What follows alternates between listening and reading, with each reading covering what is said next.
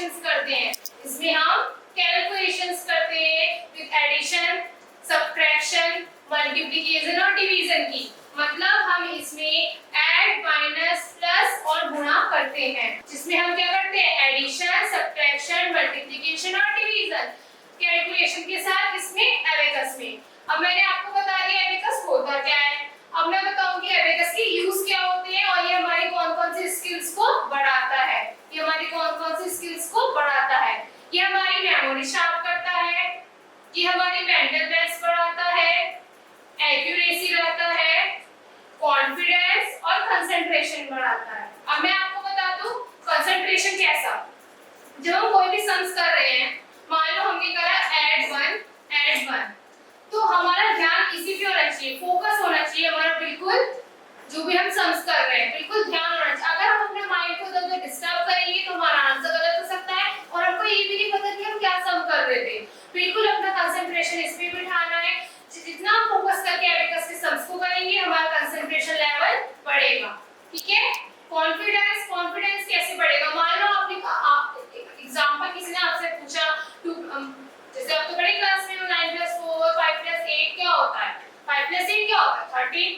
तो आपने एकदम से जवाब दे दिया, मतलब आपके अंदर कॉन्फिडेंस है कि आपके अंदर कॉन्फिडेंस आता जा रहा है। जब आप एबेकस का यूज कर रहे हो तो कॉन्फिडेंस आता जा रहा है कि आप फटाफट क्या दे सकते हो, क्विकली आंसर, क्विकली आप क्या दे सकते हो, आंसर दे सकते हो, बिना डरे बिना घबराए कि आप सोच रहे हो कि 8 + 5 क्या होता है, आप सोचने में लगे। नहीं, सोचना नहीं है। अगर आप एबेकस को रोज प्रैक्टिस कर रहे हो, इसमें सम्स की एडिशन सब्ट्रैक्शन रोज कर रहे हो तो आपको एकदम से आ जाएगा ना आपको एकदम से आंसर। ठीक है, एक्यूरेसी मैंने आपको बताया कैसे बढ़ाता है। एक्यूरेसी मतलब हमारे बिल्कुल जो भी हम सम्स कर रहे हैं उसके आंसर को बिल्कुल करेक्ट करेगा, एक्यूरेट करेगा। एक्यूरेसी आ जाएगी हमारे काम में। और क्या बताया था, मेमोरी शार्प, हमारी मेमोरी भी बहुत शार्प हो जाएगी, बहुत तेजी से हम आंसर को पकड़ सकते हैं, रिमेंबर कर सकते हैं। हमने कल क्या सम किए थे, हमने कैसे सम्स किए थे, विद फिंगर्स, विच फिंगर, कौन सी फिंगर से, किससे हमने ऐड किया था, किससे हमने लेस किया था, सारी हमारी मेमोरी शार्प बढ़ती चली जाएगी और हमारे जो आंसर से वो हमें याद रहेगी कि हमने कल क्या किया था। इससे हमारी मेमोरी शार्प हो सकती है। काफी सारी मैंने स्किल्स आपको बता दी है। अब मैं आपको बताऊंगी कि एबेकस के पार्ट्स क्या है। This is abacus. अब मैं इसके पार्ट्स आपको बताऊंगी, ठीक है। तो this is a frame, it is abacus का frame, this is a abacus frame, this is a divider line, इसको हम बोलते हैं divider line. This is a lower beat, इसको हम क्या बोलते हैं, lower beat. This is a upper beat, ये अपर बीट है। This is and unit point, only इसी को हम यूनिट पॉइंट बोलेंगे, बाकी किसी को नहीं बोलेंगे जो मिडल में है, इसी को इसे हम एंड यूनिट पॉइंट बोलेंगे। And this is a unit rod, इसको हम रॉड बोलते हैं। जो पतली सी डंडियां है इसको हम क्या बोलते हैं, रॉड बोलते हैं।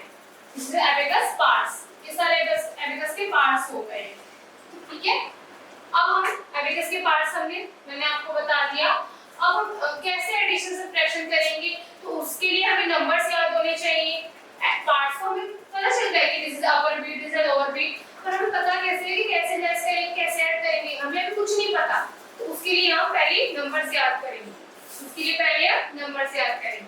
पहले मैं आपको बता देती हूँ कि अपर बीट होती है 5 नंबर की और लोअर बीट होती है 1 की। अपर बीट की वैल्यू क्या होती है 5 एंड लोअर बीट की वैल्यू होती है 1 1 1।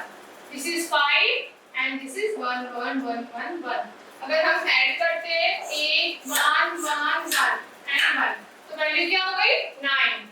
5 6 7 8 9, मतलब टोटल वैल्यू क्या होती है हर एक बीट्स की 9।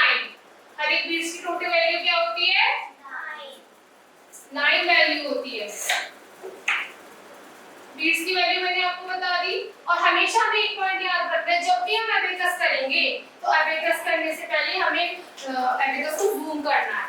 जूम करना है, इसलिए जूम करना है क्योंकि अगर हम जूम नहीं करेंगे तो हमारी बीट्स ऊपर नीचे होंगी और हमारे आंसर में एरर आएगा, मिस्टेक आएगी, हम भूल जाएंगे हमने कौन सी बीट ऊपर की थी और कौन सी बीट नीचे की थी। तो हमें जितनी बार आप सेंस करोगे आप एबेकस को जूम करना है, जिससे कि हमें आंसर याद रहे और हम ये करें याद करके हम आंसर लिख सके और हमारी कोई भी एरर और मिस्टेक ना हो, ठीक है। ये हमें करना है, मिस्टेक ना हो। अब नेक्स्ट वन हम नंबर से याद कर लेते हैं, ठीक है। अबेकस होल्ड करना तो मैंने आपको सिखाया था। अभी मैंने आपको नंबर्स मतलब वैल्यूज बता दी है बीट्स की, अपर की 5, लोअर की 1 1 1 और टोटल हो गई 9। अब ये तो हो गया बिग अबेकस। मैं तो इसको हाथ में नहीं पकड़ सकती बिकॉज़ इट्स बिग, इसलिए मैंने इसको हैंग कर रखा है। तो मैं आपको स्मॉल अबेकस से बताऊंगी कैसे पेंसिल को होल्ड करेंगे और कैसे अबेकस को, ठीक है। Like this is abacus. तो आपको इन टू फिंगर्स और इस थंब से अबेकस को होल्ड करना है और इन टू फिंगर्स को ओपन रखना है और ऐसे एल बना के पेंसिल को होल्ड करना है लाइक दिस, ठीक है।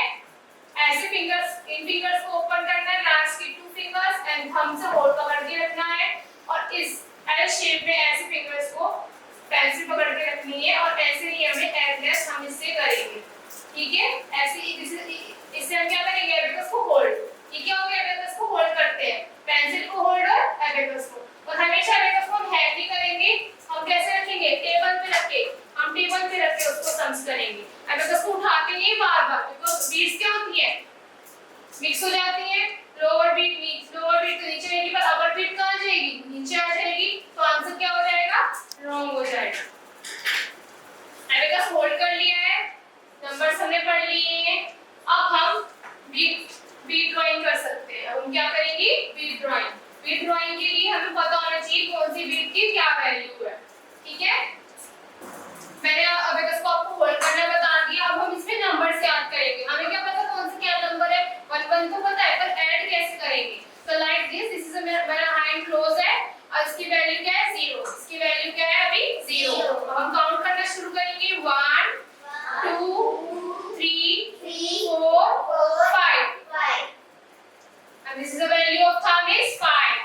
5 plus 1 6, 5 plus 2 3, 5 plus 4 8, 5 plus 4 9। दोबारा से मैं आपको रिपीट कर देती हूँ इसको। Like this, my hand is closed, the value is 0. Start 1 2 3 4 5. Now finger is closed and thumb is open. The thumb value is 5. 5 plus 1 6, 5 plus 2 7, 5 plus 3 8, 5 plus 4 9. The value of the hand is 9. अब पूरी value क्या हो गई, 9। जैसे मैंने आपको बताया था कि अपर बीट और लोअर बीट की वैल्यू टोटल क्या होगी, 9। ऐसे ही मैंने आपको फिंगर्स में काउंट करके बताया कि वैल्यू क्या होगी, 9, ठीक है। और if you understand, ओके, आप लोगों को इतना समझ आएगा और अंडरस्टैंड। तो नेक्स्ट क्लास में हम क्या करेंगे, बीट ड्राइंग करेंगे, एडलेस करना सीखेंगे। दोबारा हम जो मैंने आज आपको पढ़ाया उसका रिवीजन कर लेंगे पहले 2-3 मिनट्स में। उसके बाद नेक्स्ट हम मैंने जैसे बताया एडलेस करेंगे और बीट ड्राइंग करना सीखेंगे, ठीक है। Okay, thank you.